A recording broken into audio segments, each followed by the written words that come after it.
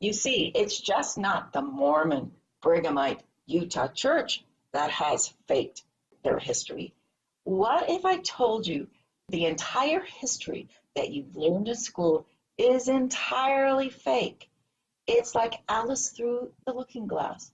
In order to understand the real history, you must reverse it, just like you're looking in a mirror.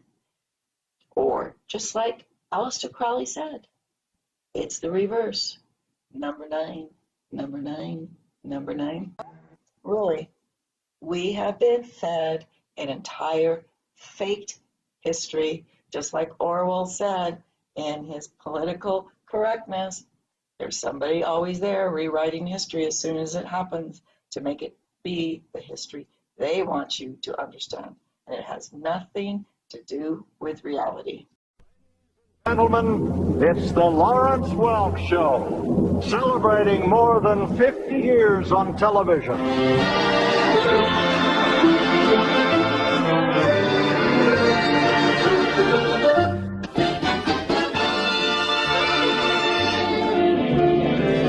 Now sit back and enjoy the show selected especially for public television.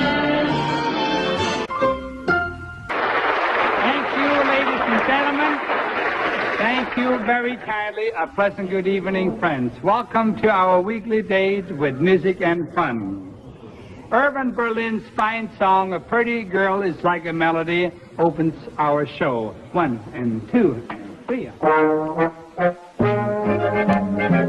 A 1, a 2, a 3 should be Trump's mantra, because there is a spy ring in Congress that we all need to be aware of, and Imran Awan is Pakistani national that for 15 years had access to all the congressional net documentation. And basically he was selling the U.S. information of the Congress to various players in the globe. He was what you called a classical spy. So a 1, a 2, a 3 happens to be a very significant phrase. It not only is the email address, which is a 1, a 2, a 3 at congress.org, in which there seemed to be an email shared by these various players that were hacking into all the congressional emails and finding out all the information, selling it or just disclosing it to Russians, disclosing it to Pakistani bankers. There's also the scandal called the uranium one, which involves the Iranians, and so a 1, a 2, a 3 is very significant as far as I can see in this investigation of Trump and his purported collusion with the Russians. Uranium One controversy.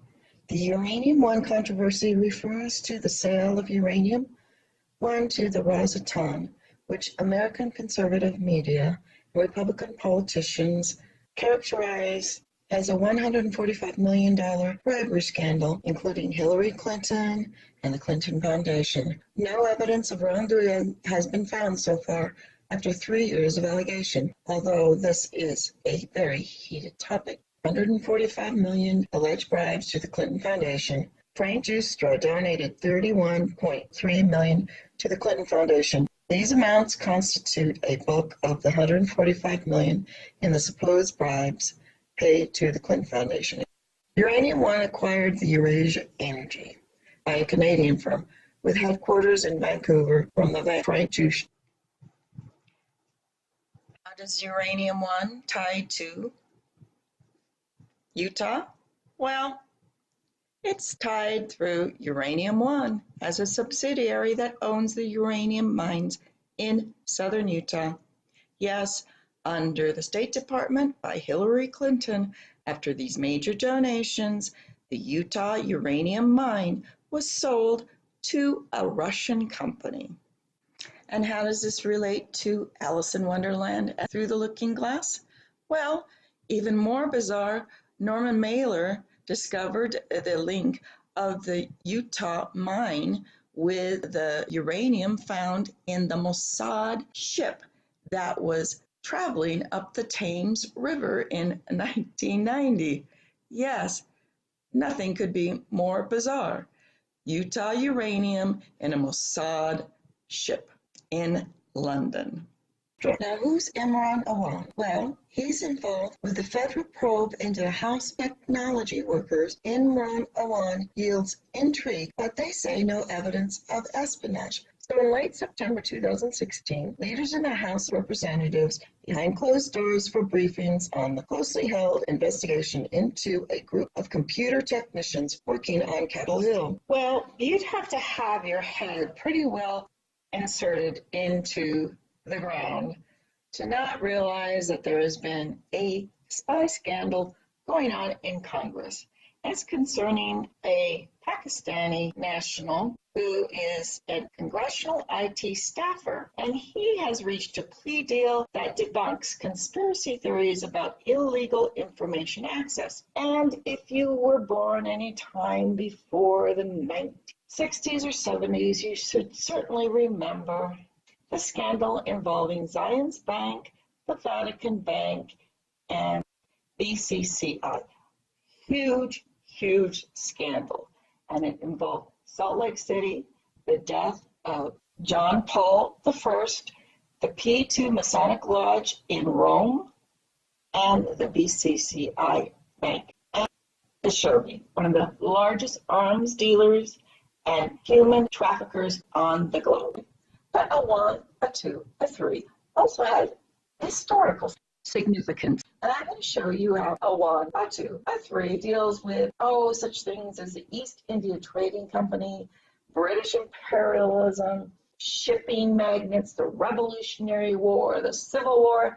A 1, a 2, a 3, a significance as a mantra phrase that can probably encapsulate a very long period of our history.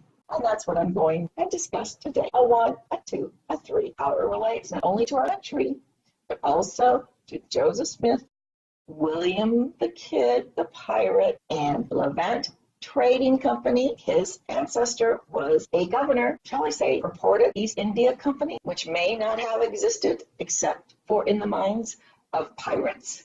Yes, it's the pirates. A 1, a 2, a 3. Irving Berlin's fine song, A Pretty Girl is Like a Melody, opens our show. 1 and 2 and 3.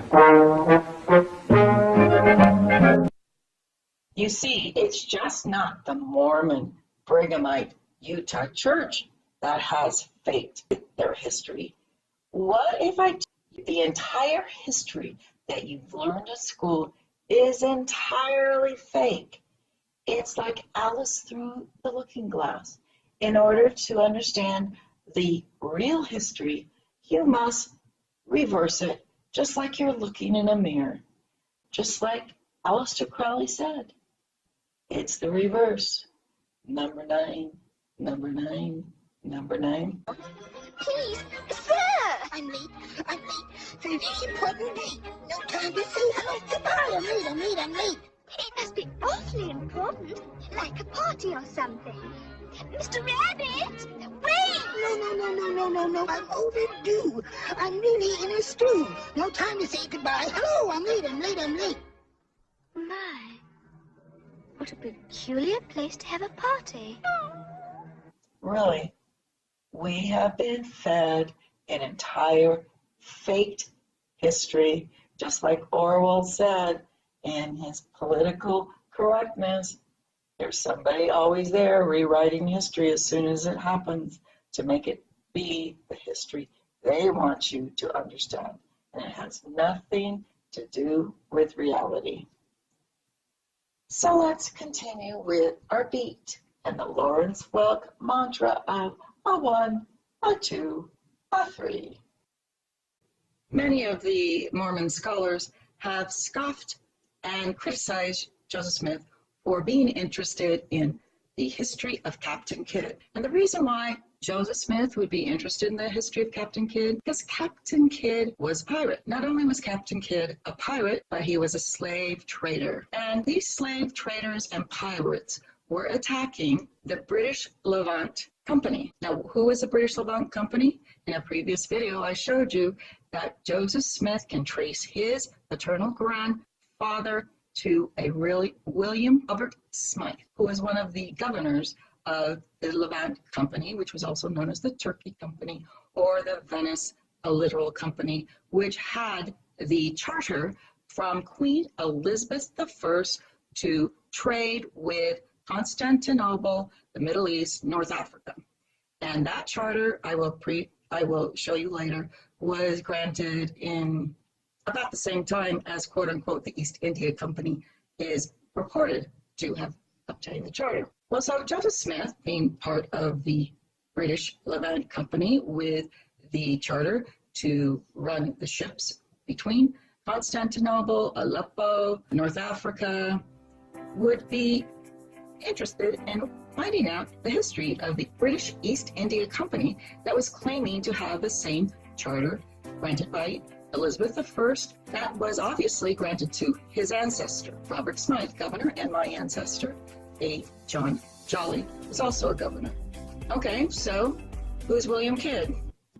Here he is. William Kidd was not a swashbuckling, matey pirate. He was a nobleman. And Kidd was born in Dundee, Scotland. Yes, we've got the Scots again. Scottish masonry.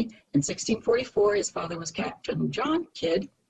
He lost at sea. He gave Greenlock as his place of birth. And I will show you later where Greenlock is in Scotland. So his early voyages, he settled in the newly anglicized New York City. And I'm also going to show you that everything in British history and these battles between can be traced to the War of the Roses. Family of Lancaster and the family of York. Family of Lancaster is the white rose, I believe, in the New York City is named after, was the red rose. These two families were combined. Henry VIII, the Tudor king, and his symbol was red rose with a white rose in the center, meaning the joining of these two families. Elizabeth I was a great queen, is the one that East India Company says that they were granted the charter, but however, the Levant Company also says they were granted the charter trade with the Middle East at the same time. So two of them can't own the monopoly. Well, what we're going to find here in this Wikipedia entry, that William Kidd was indeed a pirate. And what was he a pirate? Well, he was a pirate that was attacking British ships and Levant Company that had the charter. So what they were doing is they were doing false flags, terroristic attacks on these British ships. And William the Kidd was one of the most notorious. So with Joseph Smith being related to the Levant Company, he would indeed want to find out who William Kidd was and what was his role in destroying the Levant Company, which, by the way, was disbanded in 1825, around the same time Joseph Smith discovered the gold plates at the Hill Cumorah, or in Madagascar, which is where charter also allowed the Madagascar trade in Africa, off the coast of Africa. It was one place these Levant Company traders would, that's one of their ports. So here's the accusations of piracy. Acts of savagery on Kidd's part were reported by escaped prisoners. Kidd was declared a pirate very early on his voyages by a Royal Navy officer. On January 30th, 1698, Kidd raised French colors, so there's your false flag, and took his greatest prize, the 400-ton Kedah merchant ship, an Indian ship hired by Armenian merchants, loaded with satins, muslins, golds, silver, incredible variety of East Indian merchandise. The captain of the Kedah merchant was an Englishman named Wright, who had purchased passes from the French East India Company, promising him the protection of the French crown. After realizing the captain of the taken vessel was an Englishman, Kidd tried to persuade his crew to return the ship to the owners, but they refused. Now, here they're trying to paint Kidd as a hero, but he had to give way to his crew and say, oh no, we're not going to return the ship to Britain or the Levant Company. In other words, they were terrorizing these Levant trading ships and killing and ravaging and just doing what generally pirates do. Anyway, you can go to the Wikipedia page. Kidd was finally captured and tried and hanged. And what is interesting about this is they say he did bury a treasure, but that was dug up and sent to Britain for his trial. Now you realize Kidd was being tried by Britain and the Levant Trading Company, who owned the charter. And Within here, it says also that Lord Dalton, in his books, now thinks Kidd was not quite as dastardly as he has been painted, but was probably a very nice fellow, even though he traded in the North African slave trade. And as we will find out, the East India Company, the purported East India Company, who purports to have the charter from Queen Elizabeth, traded in opium and slaves. Congress, a one, a two. Now here's Thomas Two. Thomas Two. He was also a pirate. Now Thomas Two was born in Rhode Island, pirate. He was a 17th century English privateer pirate. He embarked on two major piratical voyages and met a bloody death on the second journey. Much of what is known about Two is derived from Captain Charles Johnson, A General History of Pirates. Now, pyrotechnics means burning, or you see in the ocean they call the, I think it's the salamander effect. Well, it's a mirage, much like you see water on the desert, and it's a pirate mirage. It's a burning flame that one sees in the distant horizon while at sea. There was a lot of mythology brought up about these pirates that would lead you to safety if you followed the burning bush out of the sea, would lead you as God would lead you. In 1691, Two moved to Bermuda, so he's a pirate of the Caribbean with the Bermuda flag, very British. His first pirate cruise. In 1692, Thomas Two contained a letter of marque from the governor of Bermuda. Various Bermudian backers provided him with a vessel, the 70-ton sloop Amity. That's a historic name, armed with 8 guns and the crew of 46 officers and men. He and another captain obtained the privateer's commission from the lieutenant of the governor of Bermuda. So here's the Caribbean being commissioned to go after French and British ships. And his first was to destroy a French factory off the coast of West Africa. Thus equipped with a set sail in December, ostensibly to serve a privateer against the French holdings in Cambia. He set out alongside buccaneer privateer and pirate George Dew, Jenny Dew. Jenny Dew is part of the Dew family, which was also a Native American bloodline, in which also the Jolly bloodline, Native American, was a family relation to. So Jenny Dew and I believe my Cherokee chief, John Jolly, were cousins. Dew dismantled the ship, limped along the Saldanha Bay in South Africa, where he was arrested by the Dutch. So look, these pirates are going against French, the British and Levant Company, and the Dutch. So who are these privateers? Well, instantly you can conclude that they were mercenaries. They weren't just matey getting gold for themselves, but they were getting commissions from different countries, such as Bermuda, and being paid to go after the British, the Dutch, and the French ships. So that's what you call that good old term called the mercenaries, just like the Hessian soldiers were mercenaries when fighting the Revolutionary War. Also, they might be related to that Danite tribe, that very, very troublesome tribe of pirates and gypsies that seem to always show up to cause trouble. Is my theory that these privateers come from that 13th bloodline called the Danite bloodline that emerged out of the Caucasus. And this is a tribe. This tribe has infiltrated Catholicism, Judaism, the U.S. government, but they recognize each other because they also have that famous blood type of Rh negative. And that's how they identified each other.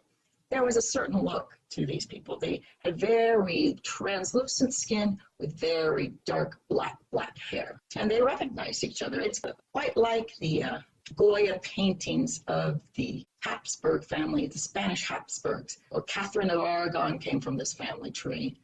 Are related, like I said, out of Romania or Roma, which we know as gypsies. In California, they like to be called gypsies because they're very proud of their heritage in California. And Roma really is a European term that they apply to the Romanian gypsies. Anyway, this goes through and it talks about his different voyages. He was finally captured and killed. He was a slave trader out of North Africa, so he traded in opium and flesh, as they say, African slaver. Now look at his flag. Okay, so this is the left arm, and what is that? That is a sword, the sword that is famous for the Punjab, or Islamic sword. I can't remember what it's called, but we'll figure it out. It's a sword also, or the knife, or the scarab that is used by the Punjab tribe, which Awans are a tribe also. They stem out of the Punjab area in India. So this is their banner, which is the left hand, or the Mid-Eastern star, or the Eastern llamas, etc. So I'm going to show you Blackbeard, who has the opposite sword. He is the Western family, and this is the Danite tribe of pirates. They are the homeless ones that travel and defraud and con and have infiltrated their way to the top because they are very ruthless. In other words, history is like looking through Alice in Wonderland through the looking glass.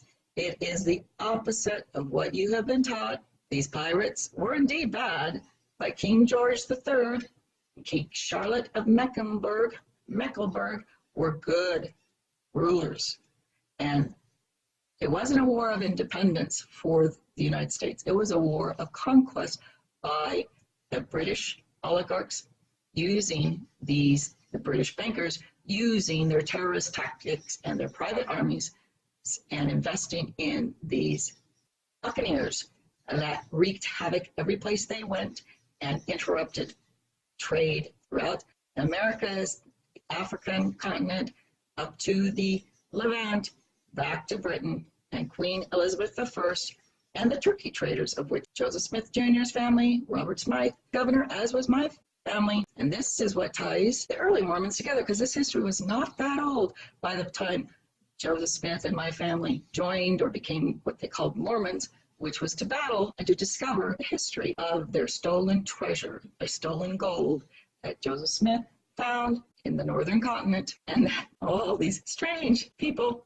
thought it was literally gold. Well, no, with a wink and a nod, Joseph Smith was writing in code as an allegory of this time of the Cromwellian Revolution and brother against brother fighting that never stopped. And you can trace this all the way back to Carthage. Through the symbolism, Carthage is these pirate or this bloodline or their history goes through John the Baptist, they say David, but the Carthaginian symbolism throughout their entire history is very, very prominent. And that's how you trace them. Do they use the symbols of Carthage and North African and the Hittites and the Canaanites, or do they use the symbolism of the Egyptian pharaohs, which is the Aaronic or the blood of Aaron, which is the blood of O positive, and this is the blood of Rh negative, and they could not produce children or intermarry. That is why they had such problems with the royals marrying, because if they marry outside their blood type, they would produce mostly stillborn babies. Some would survive, but they'd be very sickly, and that's what occurred with Henry VIII, who was trying to intermarry with Catherine of Aragon, the Rh negative bloodline. Most of the children died. If they were not poisoned, they died of being very sickly. And Elizabeth I was one to survive and rule very confidently over her empire. So a 1, a 2. Now, who's the 3? Okay, well, that's interesting. So here's a pirate ship treehouse. As you remember in Peter Pan, the pirate ship ends up in a tree, right? But this can also be Noah and the Ark that lands. I can't remember exactly if I think it does land on the tree, but this is just pregnant with symbolism. You've got the tree of life coming here, or the Kabbalah tree, and then you have the ship that is saved from destruction. But I think that maybe Blackbeard, the pirate, may be the 3, because here's Blackbeard, and his name was Edward Teach, or Edward Thatch. I know Teach does not sound that close to 3, but if you realize that it comes out of the same cognate, which is to, so here's the cognate, Old English tense, of tactique, participle. The usual sense of the Old English, which is tikon, or very close to deacon, which show or declare or warn, and that is what the deacons do in church. They also are the same root with the Old English word for to teach, instruct, guide, was more commonly leran, or which we have the modern verb of learn and lore. And so we have the pirate lore that comes out of the cognate of teach. So here's Blackbeard, and his name is Edward Teach. So a 1, a 2, a Teach. But Blackbeard, again, was a very dastardly pirate, very mean. So Blackbeard's early life is commonly believed that at the time of the death, he was between 35 and 40 years. About in 1680 was a contemporary.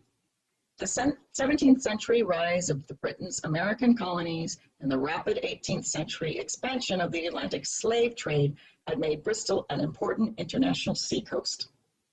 Teach was the most likely raised in which was then the second largest city in England. They're saying Bristol. He was almost certainly reading and writing. He communicated with merchants, and when killed, had in his possession a letter addressed to him by the Chief Justice Secretary of the province of Carolina. My home state, hello. So Carolina was sponsoring him, I suppose. I don't know. All of this history is backwards. Tobias Knight, the author of Robert Lee, speculated that Teach may therefore have been born to a respectable, wealthy family. The history of colonialism, trade, and piracy in the West Indies was setting this. Anyway, it goes through, you can read this out of Wikipedia. Here he is with a right-handed sword. So he's the right-handed, meaning the West. 2 is the East. Kidd is the center, or the child, Captain Kidd. Here he is again with his right-handed sword.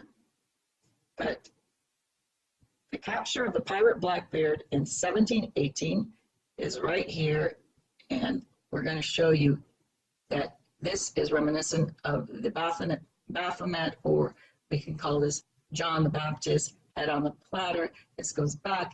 This is the symbol for the Danite tribe. The Danite tribe traces itself to Simon Magnus.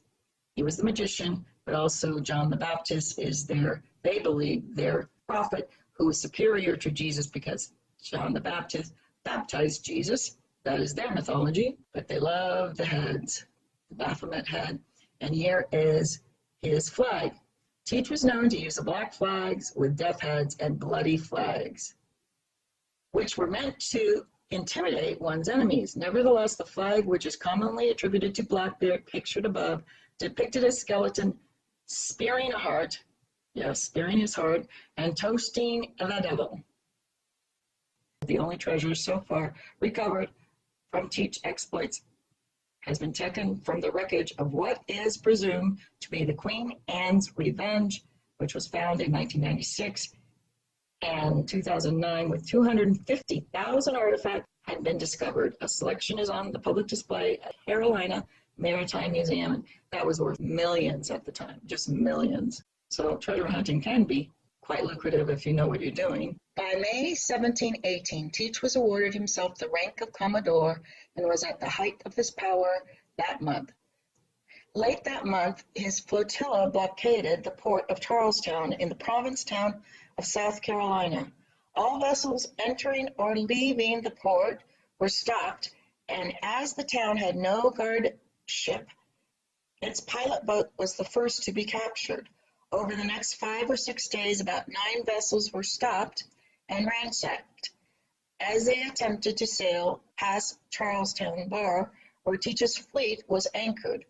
One such ship headed for London with a group of prominent Charlestown citizens, which included Samuel Wragg, a member of the Council of the Province of Carolina, was the Crawley. Her passengers were questioned about the vessels still in port and then locked below decks for about a half a day.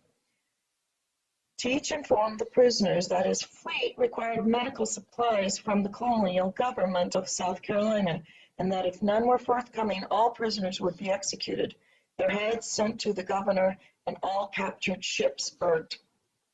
Bragg agreed to Teach's demands, and Mr. Marks and 2 pirates were given 2 days to collect the drugs. Teach moved the fleet and the captured ships to within 5 or 6 leagues of land. 3 days later, a messenger sent by Marks returned with a fleet. Mark's boat had capsized and delayed his arrival at Charlestown. Teach granted a reprieve of 2 days, but still the party did not return. He then called a meeting of his fellow sailors and moved 8 ships into the harbor, causing panic within the town. When Marks finally returned to the fleet, he explained that what had happened. On his arrival, he had presented the pirates' demands to the governor, and the drugs had been quickly gathered. But the 2 pirates sent to escort him have proved difficult to find. They had been busy drinking with their friends and were finally discovered drunk. Okay, quite serious about their secret missions. Anyway, Teach kept the side of the bargain and released the captured ships to his prisoners, albeit relieved of their valuables, including the clothing some had worn. Wow. And then it goes down. You can look at this in Wikipedia. There's the Beaufort Inlet. While set in Charlestown, Teach learned that the Woods Rogers had left England several men of war and orders to purge the West Indies of pirates. That's the Jolly Rogers, which my family's name is attached. And the Rogers and the Rosses all down New England were loyalists to King George, which is turning out to be probably on the side of the colonist people. Teach's flotilla sailed. I'm sorry, but all of this is just coming as a shock to me, and I'm kind of laughing because I'm so far removed from the horror of it. I can laugh at the intrigue that's going on here and the way that history has been related in such a labyrinthine fashion where but it is like the octopus's tentacles. How do you unravel all this? Teach's flotilla sailed northward along the Atlantic coast into Topsail Inlet, commonly known as Beaufort Inlet, off the shores of North Carolina, where they intended to careen their ships to scrape the hulls. But on 10 of July 1718, Queen Anne's Revenge ran aground on the sandbar, cracking her main mast and severely damaging many of her timbers. Teach ordered several sloops to throw ropes, etc., etc., and that's the great pirate ship off Carolina that they discovered in 2009, I believe. Teach had, at some stage, learnt of an offer of a royal pardon and probably confided in Bonnet his willingness to accept it. The pardon was open to all pirates who surrendered on or before September 5th, 1718, but contained a caveat stipulating that immunity was offered only against crimes committed before January 5th. Yes, and we see that prevalent today with Mueller granting all these pardons. Although, in theory, this left Bonnet and Teach at risk of being hanged for their actions at Charlestown Bar, most authorities could waive the conditions. Teach thought that Governor Charles Eden was a man he could trust, and to make sure, he waited to see what would happen to another captain. Bonnet was immediately on a small sailing boat for Bath Town, where he surrendered to the Governor Eden and received his pardon. He then traveled back to Beaufort Inlet to collect the Revenge and the remainder of his crew, intending to set sail for St. Thomas Island to receive a commission. Unfortunately for him, Teach has stripped the vessel of the valuables and provisions. You can't trust a pirate. Okay. And had marooned the crew. Bonnet set out for revenge, but was unable to find him. He and his crew returned to piracy and were captured in September 27th. The mouth of Cape Fear River. All but 4 were tried and hanged in Charlestown. Now, if that isn't just the most picturesque and interesting history of some very bad dudes, I don't know what is. So that's Blackbeard the pirate. Obviously, a mercenary for some shadowy banking oligarchy that kind of has its tentacles all over the world. William the Kid's birthplace was Greenock, Scotland. And so I looked that up, and it's got a very interesting history.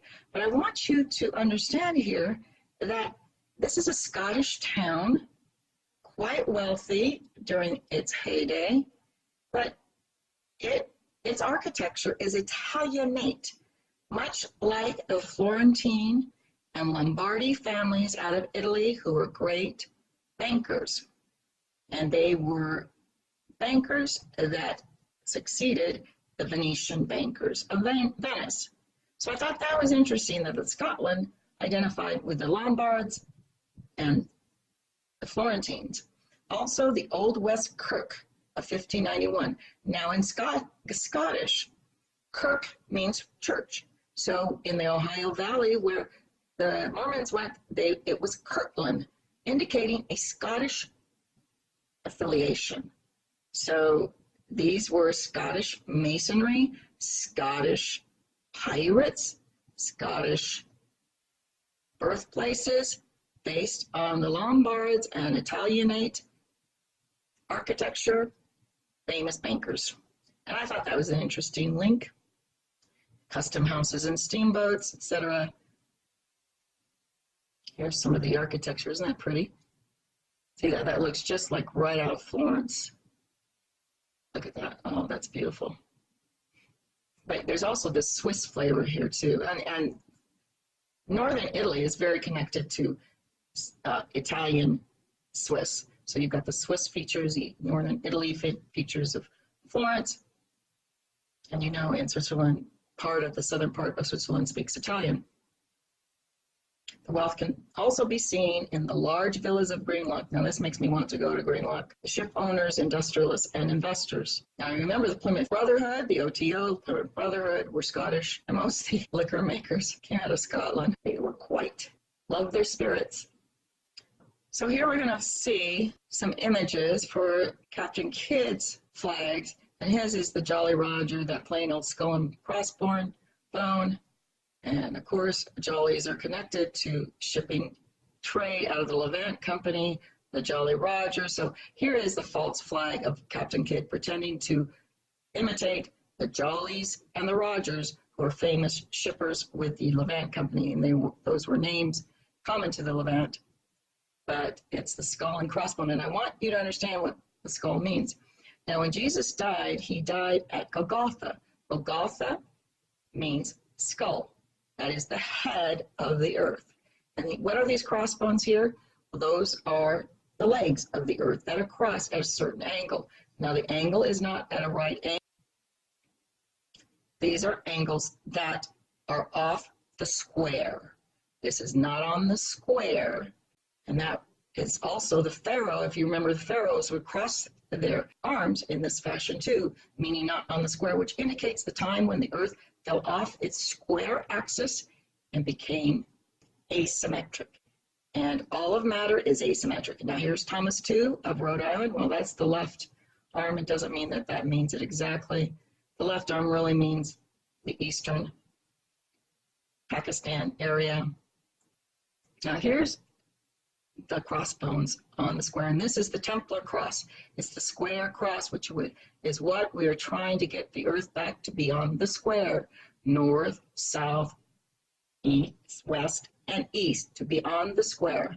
Here is being hung.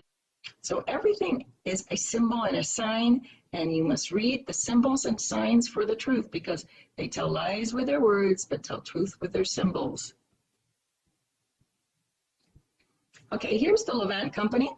Now I'm going to show you the discrepancy in the histories here, and I'm going to show you why the Levant Company is the real charter company, and the East India Company is the fake, the fraud that was reconstructed in a parallel construction after the fact, and that we have been taught the false history, which is like Alice through the looking glass to find the truth.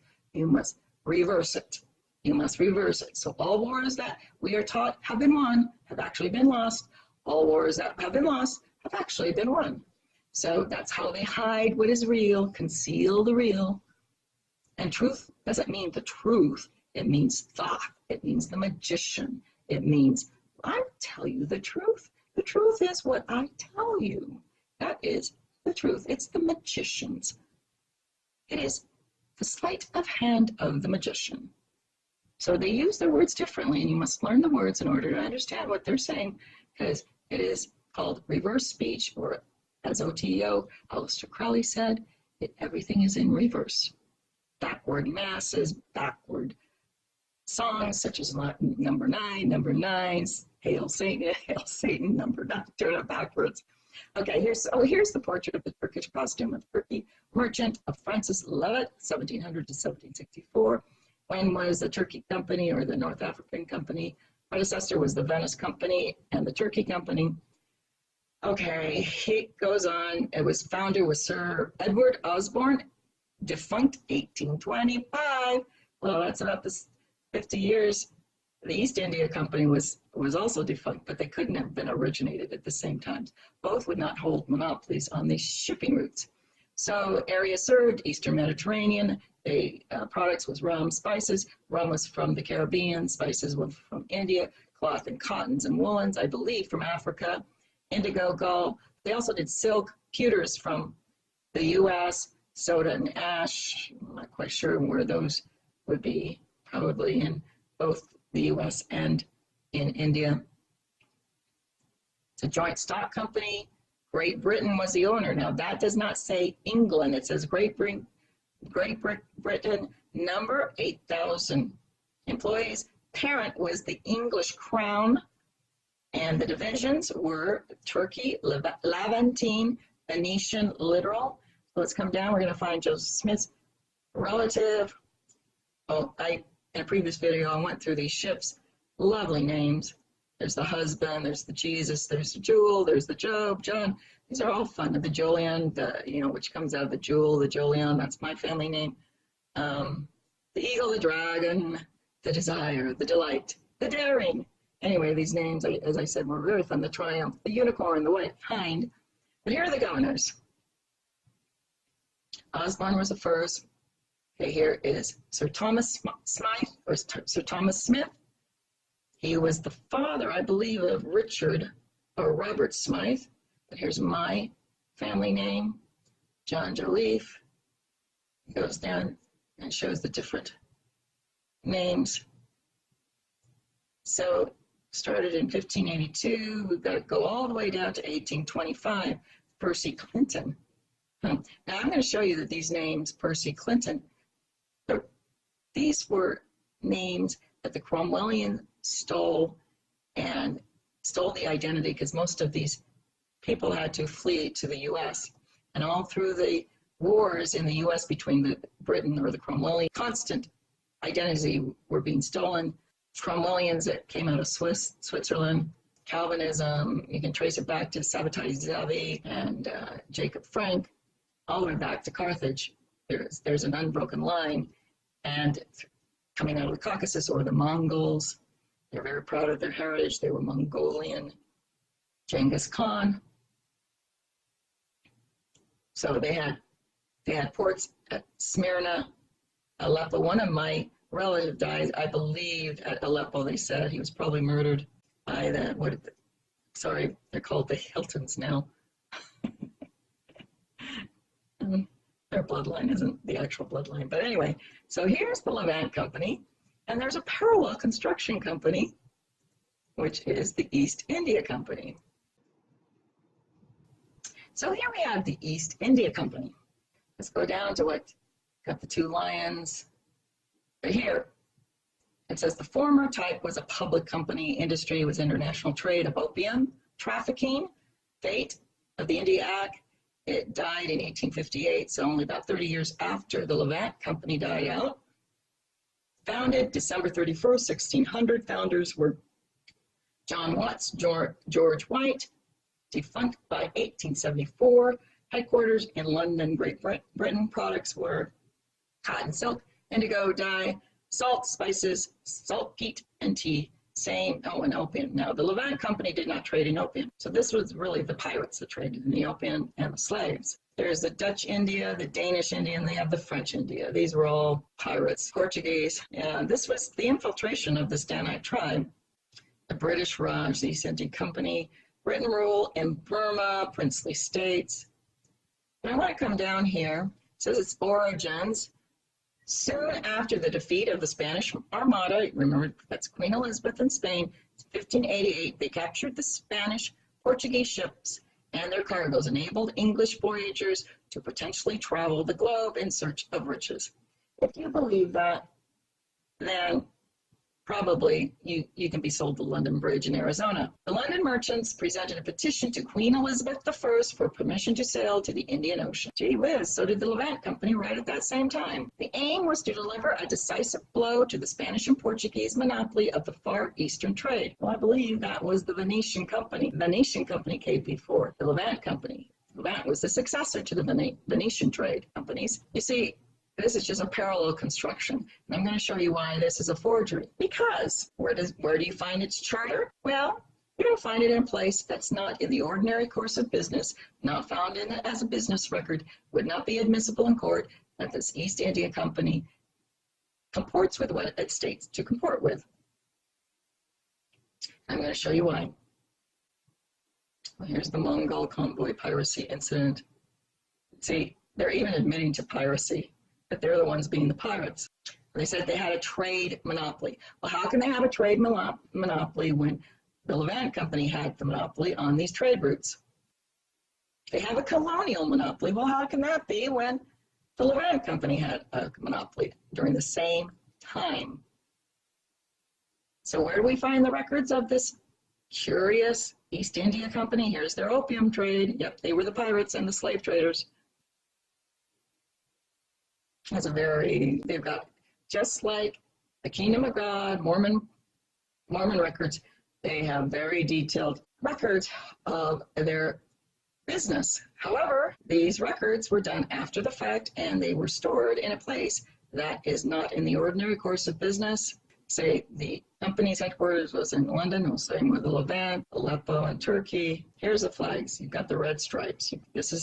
Red is the House of Lancaster. The blue is not. They've got the red, white, and blue. Lancaster, the Yorks, and the blue. Oh, as I believe, the blue is the Middle East.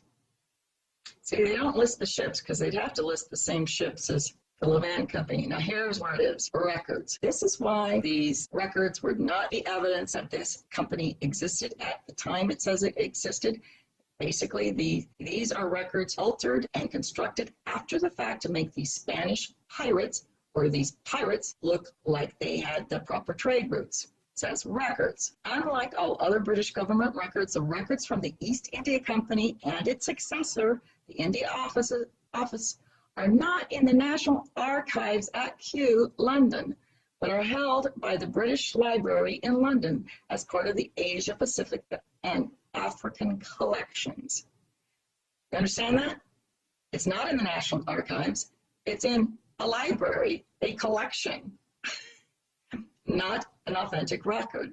And it says, unlike all other British government records, this is held in some kind of library or collection. Well, who did the collection? Where is it from? Who wrote it? We don't know. This is definitely not admissible in court unless it can be proved that somehow the government, British government records, for some reason, decided to alter its 1,000-year history and just create a second collection where they put the East India records because they couldn't get it in the British government records because it was written by a non-British pirate or Cromwellian who just did a parallel construction after the fact, saying that it held the British monopoly, the British trade monopolies to the U.S. Well, in fact, they did not.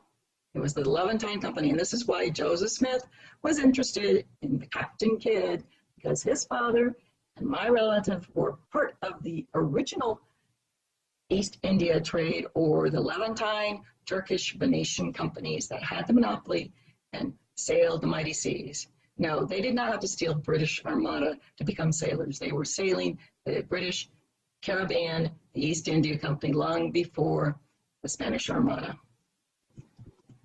As with Alice through the looking glass, all history must be read in reverse to find the reality, not the truth. Remember, truth is the magical hand of the sleight of hand of the magician. Okay, George the Fourth of the United Kingdom was actually a good king. And what you find in history is they had to get rid of kings and queens because kings and queens sided with the people. They felt that they owed a duty from God to the people to be good shepherds to the people. So the Jacobins and the Sabbatai Sevi and Jacob Frank and the Rothschilds and the Hessians that came out of the Caucasus did not want to do anything good for the people. They wanted to rule the people or genocide them. So they had to get rid of the rulers. Hence, the Illuminati in Bavaria made a pact to destroy all the British royalty, which included Marie Antoinette and Louis XIV and King George and Prince and Queen Charlotte. Now, Queen Charlotte is known as a black queen. She came from the Portuguese Black Mecklenburg Sturlitz family, but also George, related to the Stuarts, who are also known as Black Kings, was also black, or we shall say just interracial, because you will see Charlotte here, which Charlotte, North Carolina is named after, is a very light-skinned North African descent coming through the Portuguese line. And King George III actually was on the side of the colonies. When they passed the tea tax, the colonies rebelled. It was King George III that overrode the parliament to lift the tea tax.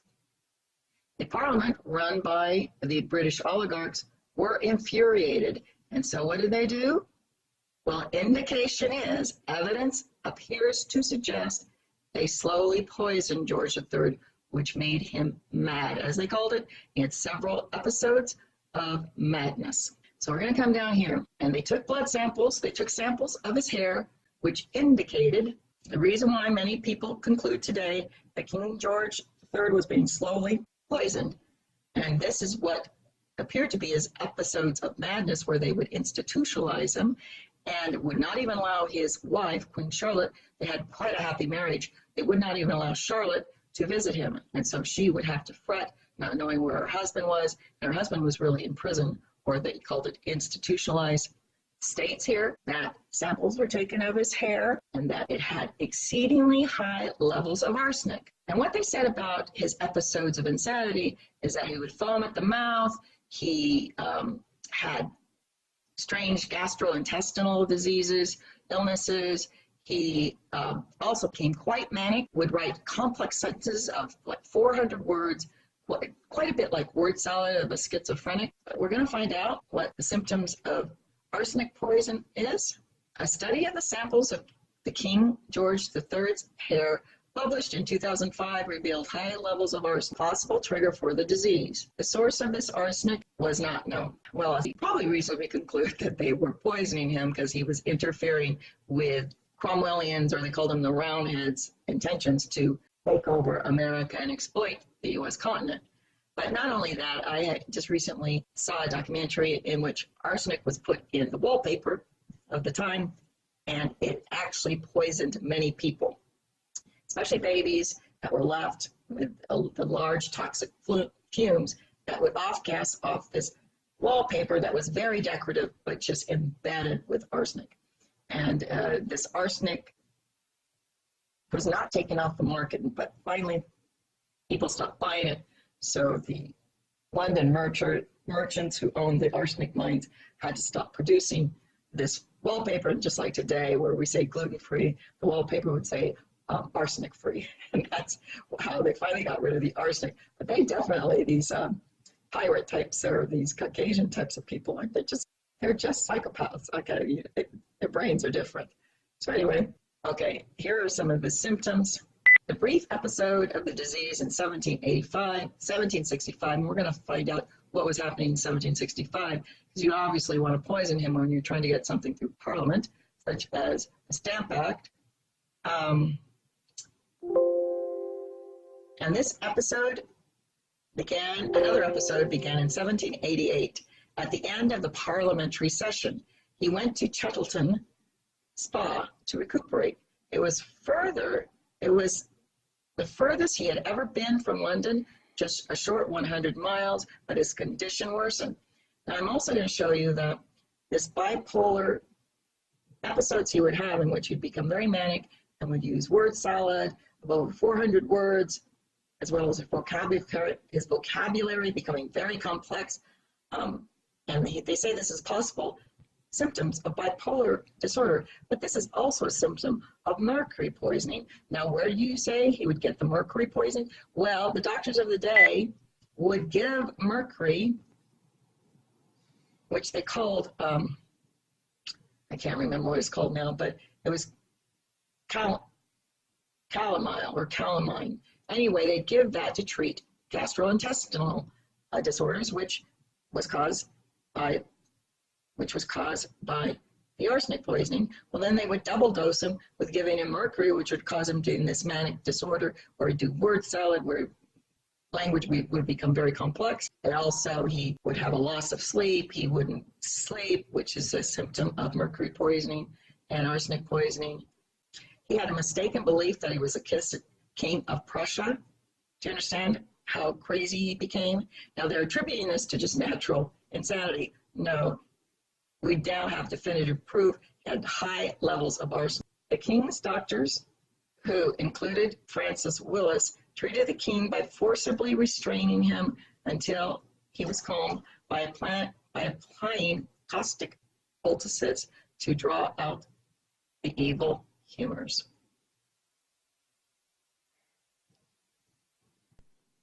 So a shout out to King George and Queen Charlotte.